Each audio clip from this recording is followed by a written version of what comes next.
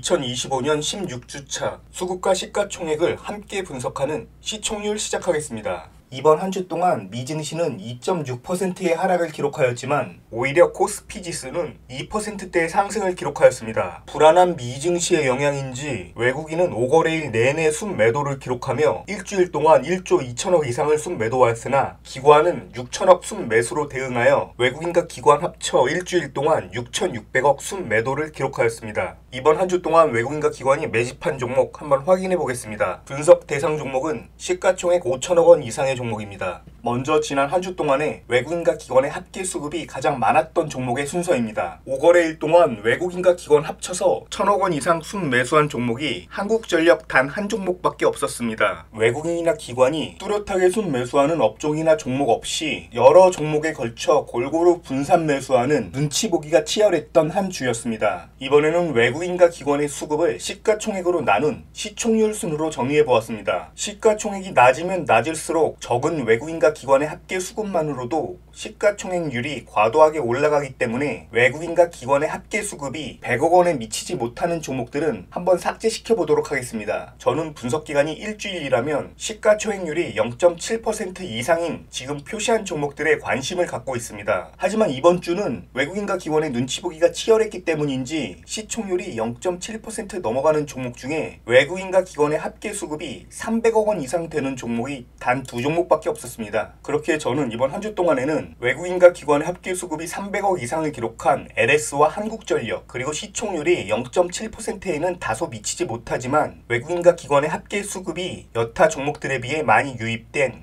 HD 현대미포와 현대건설을 관심있게 지켜보고 있습니다.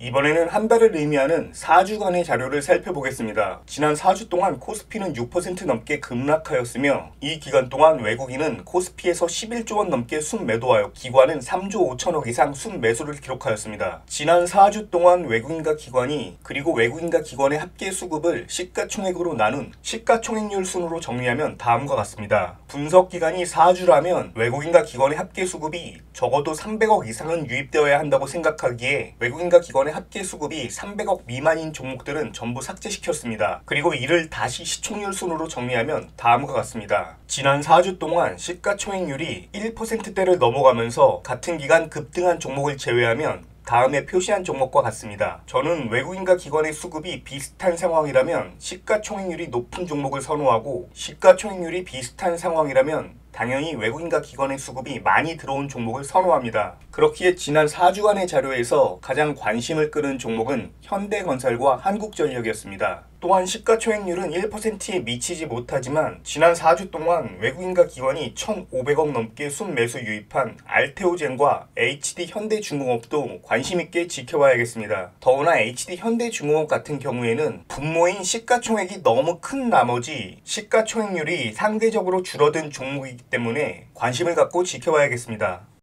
이번에는 지난 9주 동안 외국인과 기관의 수급이 가장 좋았던 종목의 순서입니다. 그리고 외국인과 기관의 수급을 시가총액으로 나눈 시총률이 가장 높은 종목의 순서입니다. 두 달을 의미하는 9주 동안의 자료를 앞서 해왔던 방식과 동일하게 정리하면 다음과 같습니다. 외국인과 기관의 합계 수급이 300억 원 미만인 종목들은 전부 삭제시켰으며 이를 시총률 순으로 다시 정리하여 나열한 것입니다. 지금 표시한 것처럼 외국인과 기관의 합계 수급이 이 기간 동안 1,000억 원 이상 유입된 종목들에 주목할 필요가 있습니다. 분석 기간이 한 달을 넘어가게 되면 외국인과 기관이 매집한 종목들의 등락률은 이미 상당히 상승했다는 것을 자료를 통해 확인할 수 있습니다. 이런 종목들 가운데 시총률은 높으면서 주가는 상대적으로 덜 오른 종목들에 저는 관심을 갖고 있습니다. 하지만 여타 종목들에 비해 주가가 오히려 과도하게 하락한 종목들은 숨겨진 악재가 있는 것이 아닌지 한 번쯤 의심해 볼 필요가 있다고 생각합니다. 이런 관심과 의심의 간극은 경험에서 비롯된 것이기 때문에 뭐라고 자세히 설명드릴 수는 없지만 매매에 있어서는 항상 신중을 기하는 것이 맞다고 생각합니다.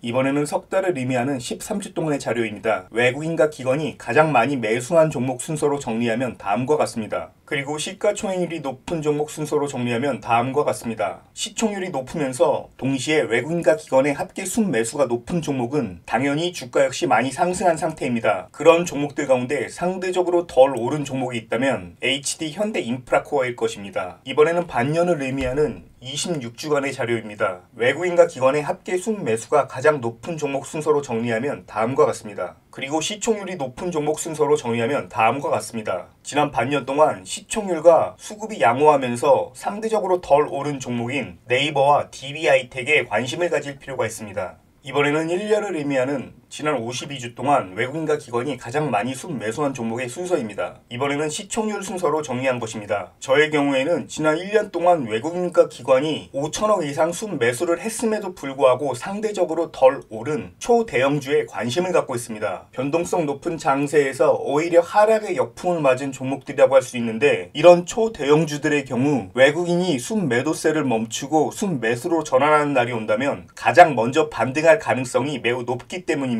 영상 시청해주시는 분들도 본인만의 원칙이나 기준을 세운 뒤에 그것에 대입하여 종목들을 찾다 보면 의외로 좋은 결과를 맞을 수도 있다고 생각합니다. 영상이 유익하셨다면 좋아요와 구독 부탁드리겠습니다. 영상 제작에 큰 힘이 되고 있습니다.